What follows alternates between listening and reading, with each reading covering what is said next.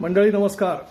मंडळी, राज्यामध्ये दोन्ही पवारांचं आणि दोन्ही ठाकरे बंधूंचं नेमकं चाललंय काय असा प्रश्न तुमच्या माझ्यासकट सगळ्यांनाच पडलेला आहे. तुम्हाला तो पडला आहे की नाही माहिती नाही, कदाचित पडू शकतो मी सांगितल्यानंतर, पण मला मात्र पडलेला आहे. आणि तो प्रश्न अशासाठी पडलेला आहे की दोन्ही ठाकरे बंधू महाराष्ट्राच्या अस्मितेसाठी, मराठीच्या अस्मितेसाठी एकत्र आले असं सांगताहेत. प्रत्यक्षामध्ये विदर्भामध्ये कुठल्याही महानगरपालिकामध्ये ते फिरकत सुद्धा नाहीयेत.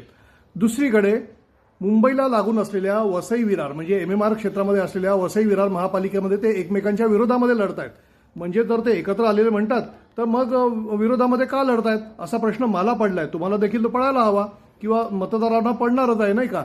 दुसरीकडे आपण जर पाहिलं की ठाकरे बंधूंच्या एकंदर प्रचाराच्या संदर्भामध्ये आपण काल या विषयावरती बोललोय, परवा देखील बोललेलो आहे.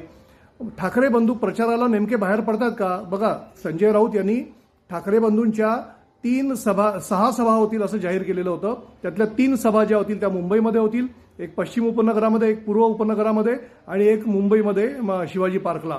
पैकी दोन्ही सभा झालेल्या दिसत नाहीयेत.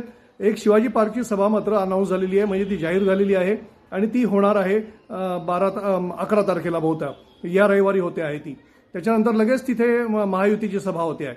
दुसरीकडे ठाकरे बंधूंपैकी राज ठाकरे परवाच्या दिवशी ठाण्याला आले, काही शाखांना भेटी दिल्या आणि परत गेले. जाहीर सभा घेतली नाही. ठाण्यामध्ये सभा होणार होती असं जाहीर झालेलं होतं. नंतर एक मीरा भाईंदरला सभा होणार होती असं जाहीर झालेलं होतं. दुसरी सभा नाशिकला होणार होती असं जाहीर झालं होतं. त्यातली नाशिकची सभा झालेली आहे.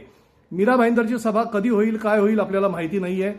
ठाण्यातली सभा कधी होईल अद्याप काही जाहीर नाहीये. आणि त्यामुळे नेमकं ठाकरे बंधूंचं नेमकं चाललेलं आहे काय या संदर्भात मोठा प्रश्न निर्माण झालेला आहे. दुसरीकडे पवार देखील एकत्र येण्याच्या दृष्टीने हालचाली ज्या सुरू झाल्या होत्या त्यातल्या पुण्यामध्ये आणि पिंपरी चिंचवडमध्ये ते एकत्र आलेल्या पाहायला मिळालेले आहेत. आता दोन्ही पवारांच्या राष्ट्रवादी काँग्रेस एकत्र येतील का काय, म्हणजे मर्ज होतील का काय, किंवा एकमेकांमध्ये विलीन होतील की काय, अशा पद्धतीची चर्चा सुरू झालेली आहे.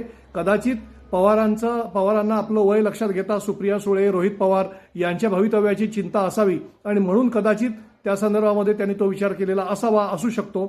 अजित पवार सगळीकडे फिरताना दिसत आहेत, मात्र सुप्रिया सुळे, रोहित पवार राज्यामध्ये कुठेच फिरताना दिसत नाही. त्यांच्या पक्षाच्या प्रचाराकरता कुठेच फिरताना दिसत नाहीये.